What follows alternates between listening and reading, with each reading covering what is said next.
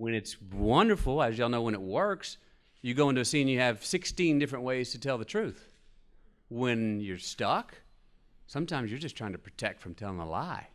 Not near as fun. Sometimes you're just like, man, I'm not feeling it. I just feel like I've got to connect the dots, and that's all I really can do. I don't have the song. I don't feel myself in flight. Now, when it's worked, and what I try to find now is from the inside out, get the guy's monologue. And this is something that's kind of come to me and really helped me in the last couple of years. Get the guy's monologue, then I can have the dialogue. Then I can do a scene if I got the monologue. If I know what's the Socratic dialogue of the man that I'm playing, then have the dialogue. And it's not about the words, obviously. And then I was able to just, I think when I do my job better, be more in that moment, not anticipate. But also when I said impasse earlier, catch. I love it when you catch somebody in a scene. I love entrances and exits. I love doing all the work about, let's backload about where the guy's coming from and why, how he got here, and where's he going. I love to finish scenes. Anytime there's the old ... finish it out, write it out.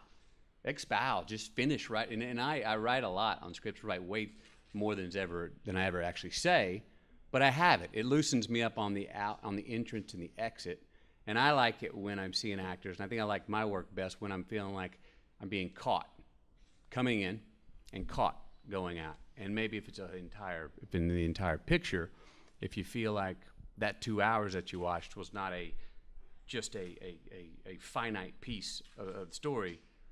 I like watching films and characters that I'm watching the film and I love imagining what they were doing the 5 years before and where they're going after that, the 5 years after. There's always a prequel and a sequel and a follow-up, even if there's not in films. I like to at least have that understanding and let my imagination go that I got a real good idea what this guy was doing the last 5 years and what they'll be doing for the next 50. I've been the last 2 years, I've really been able to, if I can, and this doesn't always happen, tap into a character's obsessions and then just get really feverishly drunk on them, on those obsessions. Because I'm always looking for something to take literally. And I've called them like a launch pad lines. Sometimes you catch it in the screen direction. Sometimes it's written in a character. David Wooderson, Days Confused. Rick Linklater writes a line that says, "That's what I love about those high school girls. I get older, but they stay the same age." Well, that's a line that you're like, well, who is this? Now, that guy's got a history. And what if that's not an attitude, if that's really his constitution? Now the imagination goes wild and just, you've got... Dallas and Magic Mike was a launch pad character. I mean, there was stuff that was in there that was written in that script, and I was like, the Barnum and Bailey was just easy. I just wrote, and it was so fun to go improvise. The Mark Hanna character in Wolf of Wall Street. I mean, Terrence Winter wrote a line. I'm sitting there showing the Jordan Belfort character the ropes at a lunch, and it says, the secret to this is hookers and cocaine. And by the way, how many times a week you jack off? I mean, you're going, there's no ceiling on this guy's vernacular. So be a rapper, be a poet, go, Now, obviously, if you're playing a lawyer or you're playing a scientist, someone whose occupational vernacular has to be precise and to the moment, it's not as easy to just riff and rap.